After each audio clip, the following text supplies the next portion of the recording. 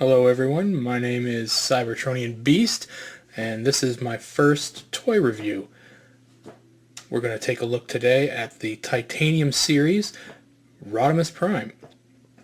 This is a few years old, and I've had it for a while, but let's get it open and take a look at it. Alright, now I have opened this up before, and but I did keep the package. And let's get it open here. You can see on the bottom there it does say Titanium series is a division of, or a subdivision of Micro Machines. And I just love seeing Micro Machines on there. Micro Machines was such a great toy when I was a kid. You got the instructions there. It's a cool box. The Titanium series always had neat little boxes, these rhombus shaped boxes. Let's throw that at the back there. Okay. Now he's got his gun here. And his gun is really just a flimsy plastic. These new guns these days aren't anything close to what they used to be in Generation 1 days. Throw that aside. Now, like I said, I have opened him before, and so he's not secured in there. Throw that to the back. He does come with a stand, so you can see in there. It's a nice looking stand, actually. So we're here to look at the figure. Alright, so looking at the figure, my first impression is it's really loose. As you can see here, I'm hoping this is something to do with the transformation, but it's very, very loose, and that's something that I really don't like. But it is heavy. I mean, Titanium series, it's die cast. This sucker is heavy. But yeah, let's take a look at some articulation here. It does have a knee joint. It's not really that great. You get a 45-degree angle on that. That's about it. It's hindered by a piece of transformation there, so you can get a little bit more, but to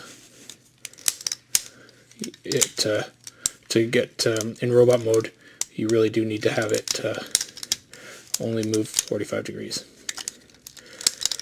You do have a swivel, a knee swivel, so you can move it full 365 degrees there. You do have a hip ball joint there, which is extremely tight actually, so you can get a full range of motion on that. The waist, due to transformation, does have a 360-degree swivel. The arms do twist 360 degrees, as well as have a shoulder joint, a pivot. You do have an elbow 360-degree swivel, as well as a elbow joint. The head is on a swivel as well. It is required to go 180 degrees for transformation, but yeah, it also does move. And one of the biggest complaints I have for this figure is this humongous gap at the back. Like, if you fully stretch it out for Rodimus Prime, that gap, you can get your finger in there, and that's just unacceptable.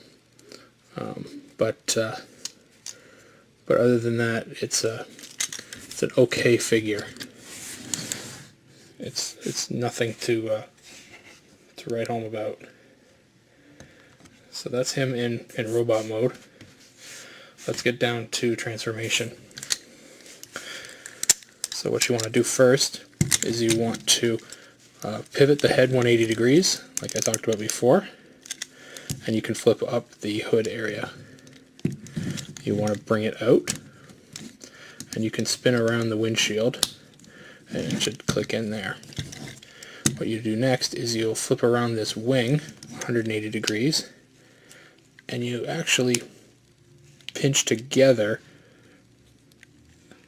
the spoiler. It's the only time I've ever seen a Hot Rod or Rodimus figure with the spoiler pinched together like this, but it's a little different. Next, you take the arms and we'll pull them back like this. You'll twist them so that the exhaust pipes are on the back, or on the facing outside.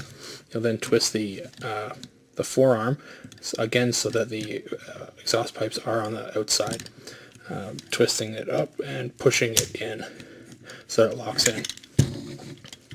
And that does. It faces up, so it's a little different than other Rodimus Primes as well. And again, you want to do that on the other side as well. And it's very loose. It just keeps moving on me. So we'll do that on the other side here. Turn it, faces up, spin, push it down, and it's in. So that's basically the front. You're done. And as you can see, very loose. Now to the back. And the back, because of it being so tight, it is so tight. I have separated this waist joint I don't know how many times. First thing you do on the back, you flip the feet down. Actually, no, we'll do this first. You flip out these, oh, there goes the leg. Let's pop that back on. You flip out these panels, and we can push the legs together. Okay. And then we can flip the feet down. They don't actually go in anywhere. It really would be nice if they actually either sunk into this this leg section, or went 180 degrees and into the foot cavity or the leg cavity. But it doesn't do that. It just sticks out. Just sticks out like that. Next, what you want to do is you're going to pivot this waist 180 degrees. And now the fun part, because it is so tight, you have to bend at the legs. There it goes. Yeah, it just came off again. So I'm going to do this off of the figure. Yeah, let's maybe do it this way.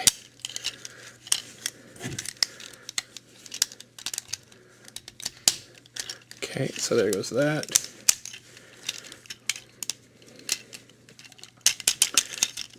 And twist.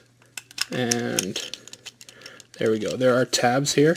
Actually, the tabs are even outlined in plastic, so they mesh really well. You don't even need to look for them that hard. And push them in. Make everything tight. Just fiddle fart around with it.